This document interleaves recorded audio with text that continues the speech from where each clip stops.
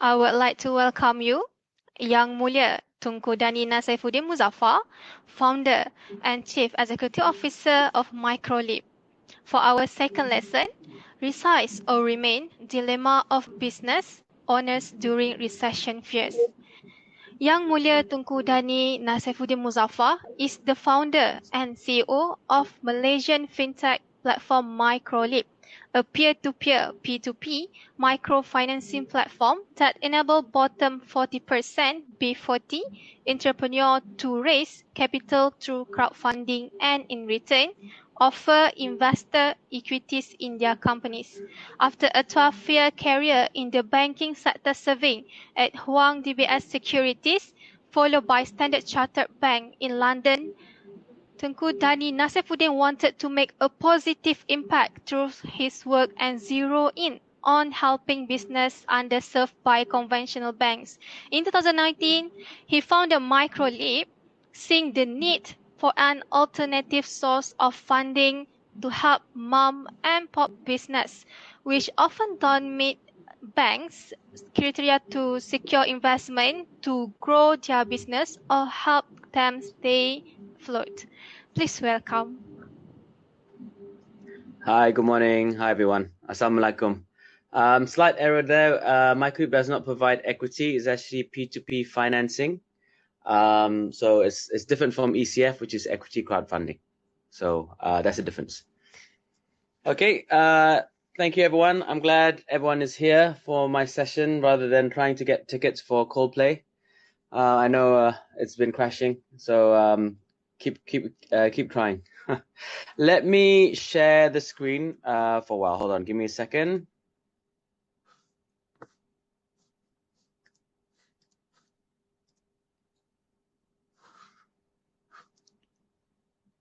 Okay, Putri, can you see my screen when I'm trying to share the screen?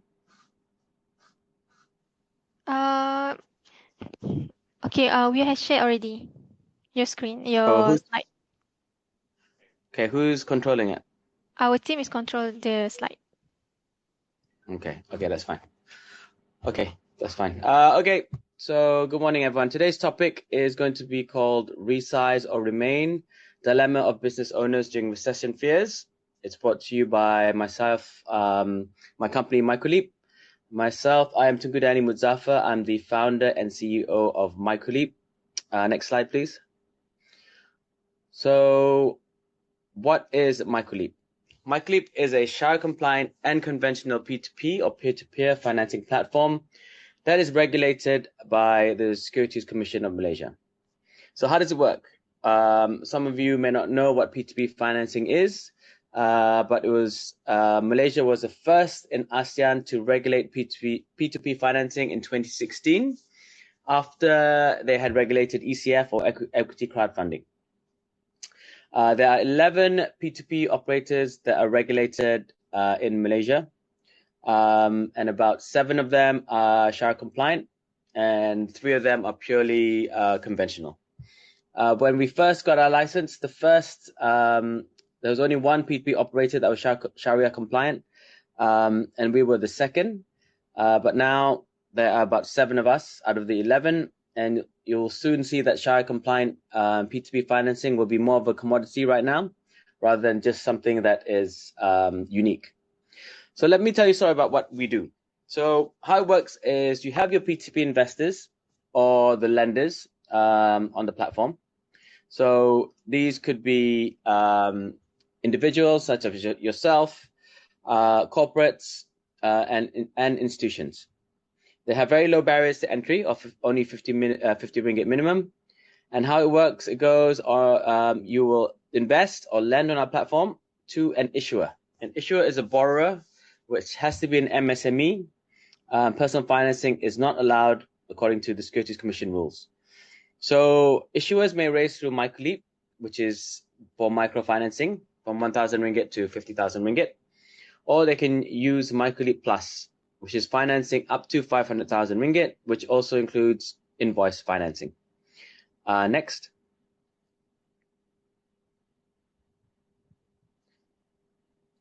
Okay, so a little bit of our traction.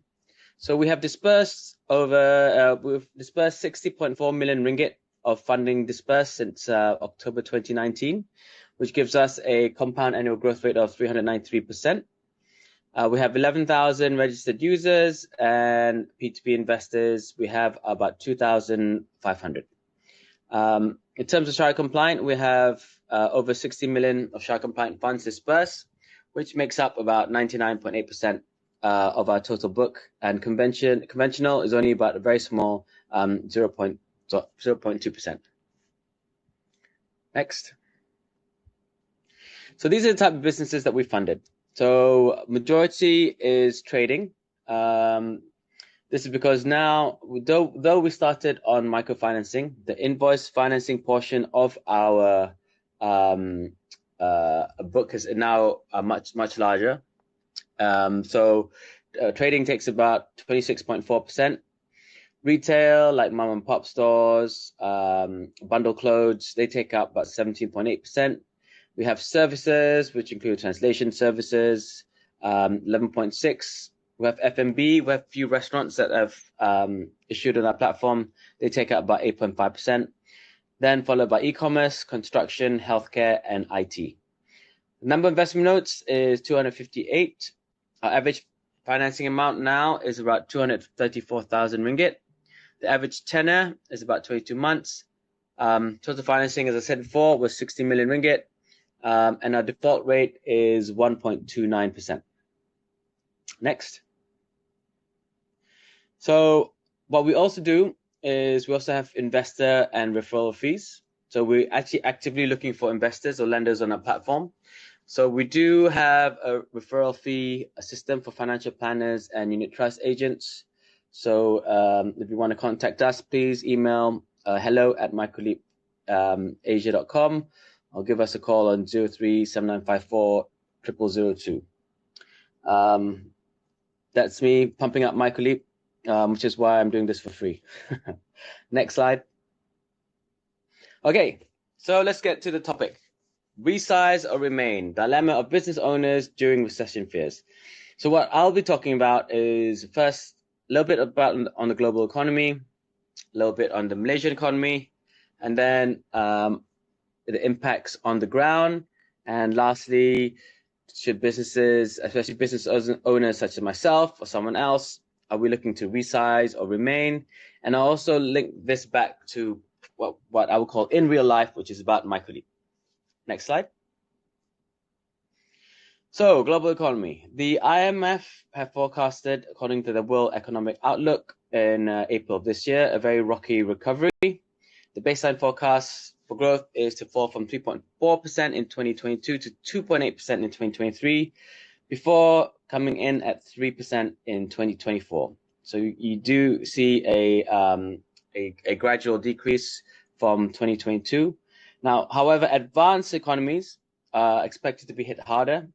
They shall see a growth slowdown from 2.7% in 2022 to 1.3% in 2023. Next slide. When it comes to the Malaysia economy, Bank Negara's forecast, BNM expects GDP growth to ease to between 4 to 5% in 2023, which is within the government's forecast of 4.5% growth. In 2022, Malaysia's economy would achieve the highest growth rate over 2 decades, expanding by 8.7%, but obviously from a low base. If you can see the Malaysia's GDP growth in the previous years, it went from 4.4% to minus 5.5% during COVID, recovered up to 3.7%, then skyrocketed to 8.7%, and now forecast to come down to between 4 to 5%. Next. So Malaysia's economy, 4 to 5% GDP growth. It looks good. So why are people worried? Well, one, we have rising interest rates. Now, BNM has increased the OPR, overnight policy rate, 5 times since early 2022. One, to counter inflation, but also to counter the rise of the USD. So for those who need to know a little bit about currency, normally to stop your currency depreciating, you increase interest rates, so you get more money coming in. There'll be more demand for ringgit-denominated assets, so that will push your currency up. which is why they want to increase rates. So you can see Malaysia's interest rates. You see normally a sharp fall in interest rates in every recession. With 2008's Great Recession, you can see in the red circle over there where there was a drop in interest rates, followed by a sharp rise in around 2010. And then we got 2020's COVID-19 recession, where we had a sharp drop of interest rates in 2020, followed by a sharp uptick in interest rates as the country recovers and the economy normalizes. As you can see, it has increasing 5 times. Next. So on the ground, so why are we worried? Well, in real life, Microleap, we're seeing an increase in late payments and a small rise in our default rates. So what we're seeing actually is that with interest rates increasing, some of our issuers or our borrowers that have bank loans, they struggle to keep up with payments, especially after the COVID-19 loan moratorium was lifted. So what you'll find is that several issuers that have taken financing from us and also have bank loans, once the loan moratorium was lifted, their sudden monthly obligations had increased. So we are seeing a small increase in late payments, but it's still manageable. If you look at Microleap default rates from October 2019, which is when we started, until June 2022, it is at 0%. From July 2022 to May 2023, that has risen to 1.29%. But having said that, we're still one of the lowest default rates in the market. You look at the P2P financing in Malaysia for default rates ranges from 0.1% to 13%. And this is public knowledge. Under Securities Commission guidelines, we do have to show our default rates. So you can go on their platform and have a look. Of course, against Malaysia banks, NPL or non-performing loans, which are loans which are overdue for more than 90 days, the NPLs are 1.8% as of February 2023. So Microleap is managing our default rates. But having said that, we do need to tighten our credit risk algorithm. So we have a credit risk algorithm that measures the credit risk of an issuer. It takes feeds. If it's for microfinancing, it takes feed from psychometric test. We also look at their Experian credit file. We have how many years they are in business. And then it comes out with a low, medium to high credit risk scale on our platform. So right now, because of what we're seeing a small slowdown, we do have to tighten up our credit risk processes, and banks are doing the same thing. But of course, when our credit risk processes are not as tight as banks, we're slightly looser, which is why we're always an alternative financing option where we try to help companies that can't get loans from banks. Next. So which sectors are normally hit during a recession? So the reason that industries or sectors are hit during a recession is that discretionary spending decreases, and this leads to a drop in consumer demand, which makes sense. If you know that you're not going to make as much money going forward, what you have to do, it's difficult to increase your bottom line. So you help. Difficult to increase your top line. So what you do, you help to decrease your costs so that your bottom line improves. So what doesn't do well in a recession? Construction. First thing. This makes sense because big projects are put on hold. Your new kitchen that you wanted, you put on hold because you think the economy is not going to do well.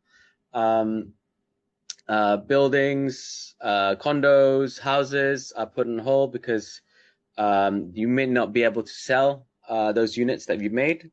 So that takes a step back. And arts and entertainment also hit because less people will be spending money on, say, going to the cinema, going to the latest Coldplay concert, things like that. During a recession, people pull back. Manufacturing, of course, people are spending less, so you're likely to make less. If you're a manufacturing company, you don't want to spend and have a lot of overhanging stock, so you cut back. So manufacturing gets hurt. Travel, less money in your pocket means you're less, you'll be traveling less around Malaysia and around the world. Airfares, airlines get hit, and so travel gets hit quite hard. Services such like hair salons, pet stores, things that are not necessary services, though some people may say going to a hair salon is necessary, they take a hit because people are spending less. Now, what does well would be education. Everyone needs education, so these kind of sectors do well. Healthcare, of course, everyone needs healthcare. Even during a recession, you have to make sure that you're fine, that everything is ticking, that you're good and healthy. IT does well because everyone still needs infrastructure in terms of IT and being connected. So those are kind of the sectors that do well. Now, in real life for Microleap, the types of company that have defaulted on our platform include those in construction, as well. Linked to construction, we have those that are in interior design. In terms of services, we've seen cleaning services defaulting. Reason being is less people are spending on their services. We had a shirt printer that had to default. We had a chocolate production company, which was based out of Langkawi. They had to default, unfortunately. Beauty salons had defaulted, and an event management company. So this still makes up a small portion of our total book. It's still only 1.29% default rate, but these are the kind of sectors, industries that are not doing so well during a slowdown. Now, having said that, all the notes that have defaulted on our platform are all our microfinancing notes, which they have raised from 1,000 to 50,000 ringgit, which just goes to show that the microfinancing sector is the one that really gets hit the most during a downturn. Obviously, it makes sense because they don't have that buffer that small or mid-size companies do if they're earning less money. So the microfinancing guys are really taking a hit right now. Good to know that our invoice financing issuers, these guys, how it works is, for example, you are thelorry.com, which is an issuer on our platform. You transport goods for Coca-Cola. Coca-Cola says, thank you for your service. I won't be paying you for 90 days, but you want that money now. So what you do is you bring that invoice to Microleap. Microleap will finance up to 80% of the invoice for 3 months. When Coca-Cola pays thelorry.com, which is to a joint account controlled by myself, by Microleap and thelorry.com, then it gets paid out to Microleap, and Microleap will pay out to all the investors on our platform. And thankfully, touch wood, invoice financing issuers are still at 0% default rate. Next. So, resize or remain. The dilemma of business owners during recession fears. So, this is the question that we want to answer. So, what should business owners do during a slowdown or during recession? One is to cut or reduce unnecessary costs. And the easiest way to do that is to reduce staff. And you are seeing that globally. Facebook is cutting staff. Twitter is cutting staff globally. Google, all the big names are cutting staff because they overhired, thinking that the economy will recover quickly. So they cut costs, and unfortunately, the easiest way to cut costs is to reduce staff. And they will want to spend less on operating expenditure and capital expenditure. It's important to keep your costs down because you know that you're not going to make as much money, as much revenue, so you have to keep your costs down. 2 is protect your cash flow. So how do you do that? You will look to seek grants. You know, in Malaysia, there were several grants that were open during COVID. Any loans, obviously, only if you can afford them. Do not go for loans if you cannot afford them. That will help your cash flow. And also see other assistance. You know, look to raise through ECF, which is equity crowdfunding. Look to raise through P2P, peer-to-peer financing, or look to go to venture capital companies, try to find financing from them. Number 3 is nurture your existing customer base. This is very important. You have to keep them close during tough times so they will stick with you and keep spending, buying your product, buying your service.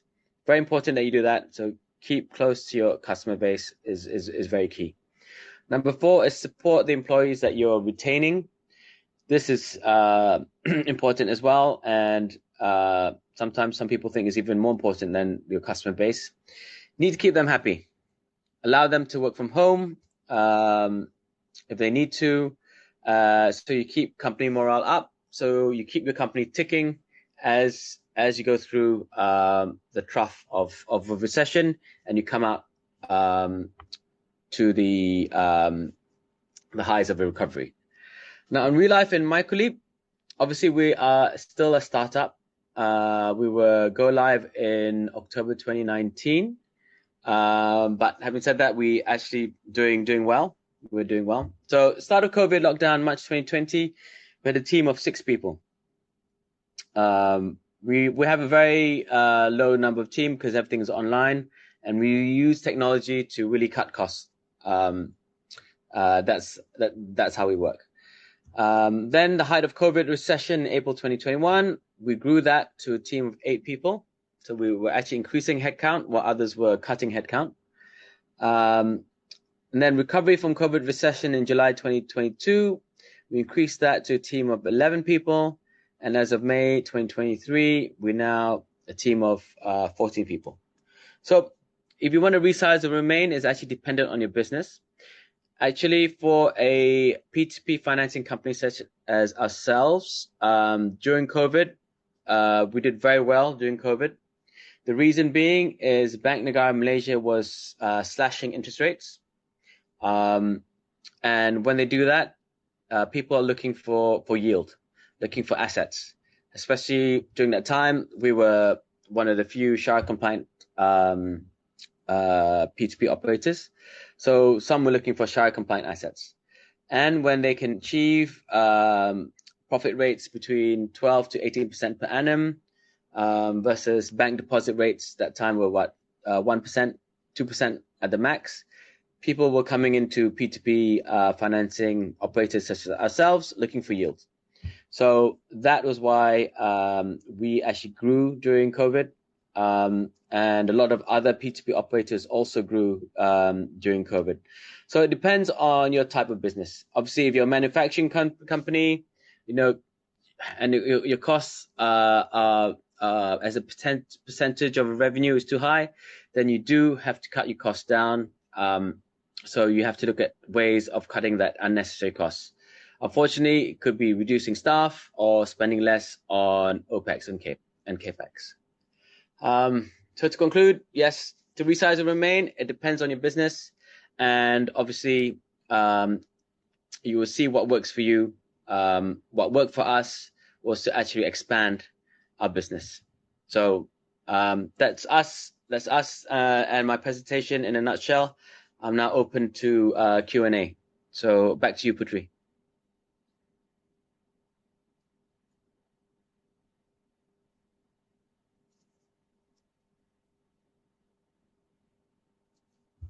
Putri, Khalil, Hi. you there? Can you see me? Hi. Okay. Okay, hi. Yes. Thank you, Yang Mulia Tengku Dani, for the insightful session. Okay, now we open to Q&A.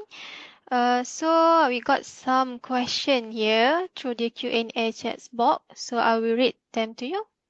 All right. Okay. So the first one is from Mr. Ahmad Zahiruddin Saruji. He asks, economic recession data or indication is usually lag compared to market data. How do Microleap analyze and balance both data in making decision on any investment proposal that comes to you?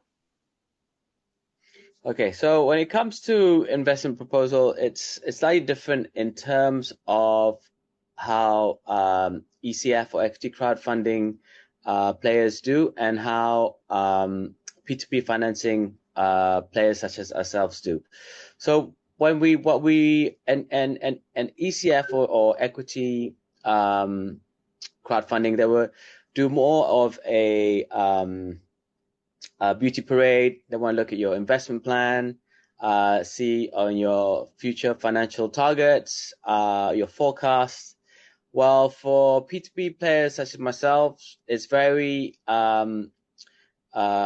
in terms of, can you afford your financing? So what we look at is we look at debt service ratio. So what percentage of debt is to your income? If it's more than 50% or 60%, then you cannot afford this financing. We will lower the amount that you can get financed. We also look at your track record of how late you are in terms of your bank loans. So we use Secrets data. We have an API into Experian, which brings out the data automatically, and that feeds into our credit risk algorithm. So we look at Secrets data. We also look at other P2P financing operators. How on time are you in terms of your payments? All that data is on Experian. For microfinancing, which has a very thin credit file, your makcik in Kuala Pilah, who wants 10,000 ringgit, she may not have a credit card. She may not have a bank loan. So how do you really credit risk score this makcik? So we use psychometric testing. It's a third-party vendor from a great guys called Global Scitech. And the makcik will fill in a 20-question form online, and we'll come up with a psychometric score telling us the ability for this makcik to pay back the financing. So in terms of the data that we use, is slightly different from what an VC or an ECF player would use. So we use it's more current data. Can you afford your financing? Are you in an industry that we think you're going to do well? Then we will give you the financing. Putri, you're on silent. All right, okay. We also have another one questions. Okay, from Anonymous. Okay. Based on the Malaysian economy, I'm still afraid to invest, and how Microleap deal on this? Okay, so the best thing and great thing about Microleap, and also majority of the other P2P players, is your ability to diversify your the credit risk. So how you do that? If you have 1,000 ringgit, do not put 1,000 ringgit on one company. If that defaults, there goes your 1,000 ringgit. What you would do is split that into small chunks of 100 ringgit and split that over 10 companies. So that if one does, the company that defaults, you still have the 9 others that are paying you back. So this diversified risk strategy is very key as a P2P investor, which is why we do have auto invest on our platform. So you put in 1,000 ringgit, and you say, I want to auto invest 100 ringgit on each note. Whenever a new note comes in, it will automatically be auto invested. So that by doing that, you diversify your credit risk, and that is how the strategy that all P2P investors should be doing. Putri, you're silent again. All right, okay. Thank you, Yang Mulia Tunku Dani, for the tips and the strategy just now. Okay, so we have come to the end of the session. Thank you very much for the enlightening session just now, Yang Mulia Tunku Dani. There were a lot of benefits we could take from that session of yours. Thank you again. And then, all right. Thank you very much, Mr. Mustafa. I am sure that the participant could.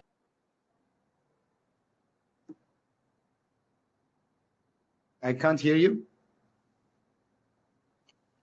You can't hear me? Now you're back. All right. Thank you very much, Mr. Mustafa. I am sure that the participant could learn a lot from your session just now. And for dear all participants, we apologize that we have run out of time now. So for those who send the Q&A, so we will answer your Q&A through via email. I'm still in the live chat for 1 hour. I'm happy to answer the questions. Sorry for the delay. Thank you so much, Mr. Mustafa. Assalamu alaikum warahmatullahi wabarakatuh. Waalaikumsalam warahmatullahi wabarakatuh.